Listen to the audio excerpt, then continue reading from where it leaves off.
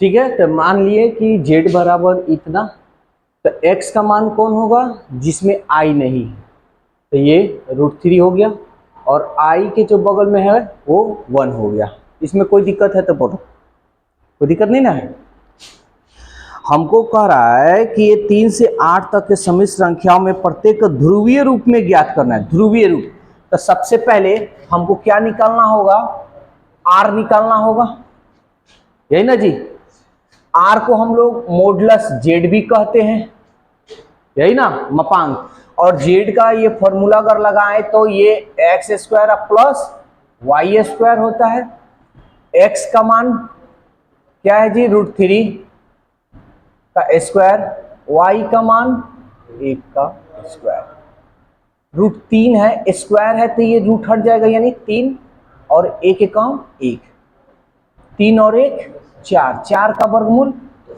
यहां तक कोई दिक्कत है तो बोलो, ठीक। अब हम चूंकि कोण हमको निकालना है तो tan थीटा बराबर y/x होता है ना जी।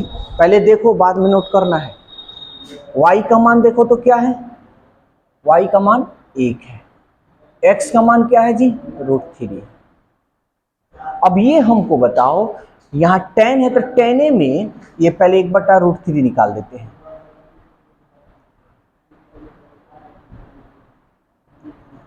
तो tan थीटा यहां है तो tan थीटा में ही ये 1/√3 कितना डिग्री का मान होता है, 30 डिग्री का। बहुत बढ़िया, tan 30। तो पाई के रूप में अगर लिखे तो कितना से भाग देंगे, 3 से, सॉरी 6 से, 36 18, इसलिए थीटा का मान π/6 हो गया।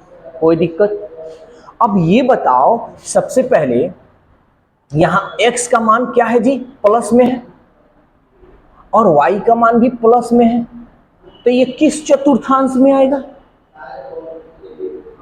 फर्स्ट में। बहुत बढ़िया, चूंकि z प्रथम चतुर्थांश में है, इसलिए z का कोणांक क्या होगा जी, अल्फा ना, अल्फा, यही ना होता है जी। और ये जो थीटा का मान है यही ना हमारा अल्फा का मान है भाई, है ना। तो अल्फा का मान कितना आया जी हमारा, π/6। कोई दिक्कत है तो बोलो, कोई दिक्कत नहीं। अब हमको क्या निकालना है, ध्रुवीय रूप में इसको लिखना है, इसलिए z का ध्रुवीय रूप क्या होगा जी, r cos theta plus i sin theta, यही ना होता है। समझ में आ रहा है, कोई दिक्कत तो नहीं।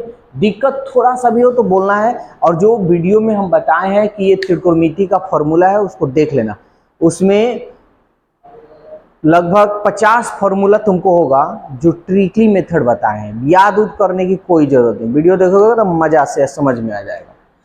r का मान देखो तो क्या है जी, ये जो है ये थीटा ही का ना मान है, कोणांक मतलब थीटा, थीटा बराबर π/6 है ना। तो r का मान क्या हुआ, देखो r जो है मॉडुलस z को हम कह सकते हैं, ठीक। और जो कोणांक होगा वो थीटा हम कहेंगे। समझ में आ रहा है, कोणांक का मतलब थीटा का मान, और ये थीटा को हम अल्फा यहां मान लिए, ठीक है। यहां देख लो थीटा का मान π/6 दिया है, लेकिन हमको रियल में मेन थीटा यहां हमको देखना है। तो r का मान कितना है जी, देखो तो 2 cos थीटा का मान कितना है जी, π/6, i sin थीटा का मान कितना है जी, π/6। बोलो कहीं दिक्कत समझ में नहीं आया हो तो, क्लियर। चलो और देख लो, डाउट है तो। केवल i दिया है तो इसको मान लेंगे, माना z बराबर इतना, कोई दिक्कत है भाई। अच्छा एक बात बताओ, सबसे पहले तो हम x निकालेंगे भाई, तो x किसको कहते हैं, जिसमें आई का मान ना रहे, यही ना जी। तो आई का मान तो इसमें है ही नहीं, वैसा तो कोई नहीं है, कोई नहीं, इसका मतलब क्या है जी, 0। समझ में आ रहा है। और y, y बोले तो i के साथ जो होगा वही होगा, तो i के साथ कुछ यही है, तो i के बगल में कुछ नहीं, यानी इसका मतलब 1। कोई दिक्कत? तो हमको सबसे पहले क्या निकालना है, r। r को हम मॉडुलस z कहते हैं, और z का निकालने का तरीका हमें बड़ी अच्छा से पता है, x स्क्वायर और y स्क्वायर।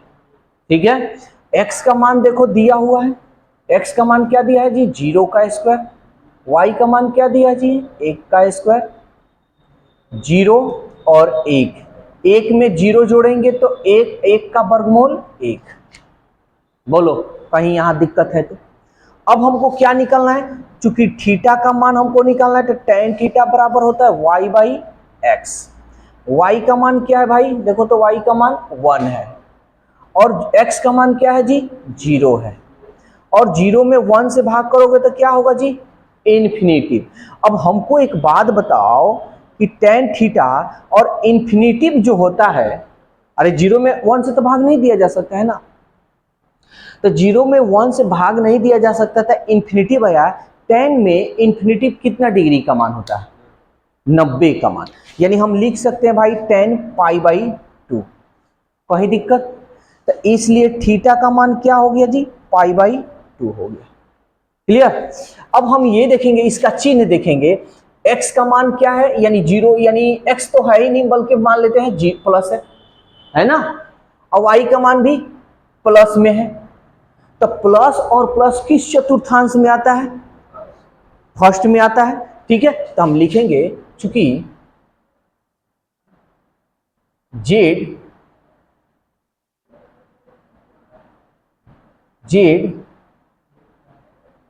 प्रथम चतुर्थांश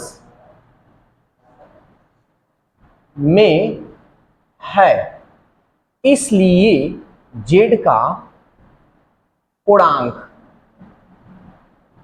और ये जो थीटा है यहां बगल में लिख लेते हैं, चूंकि alpha equal to pi by 2 है ना, तो z का कोणांक हम निकालेंगे तो प्रथम चतुर्थांश में होता था खाली थीटा, आई मीन अल्फा, तो हम सीधा अल्फा लिखेंगे, और अल्फा का मान देखो तो यहां दिया है पाई बाई 2।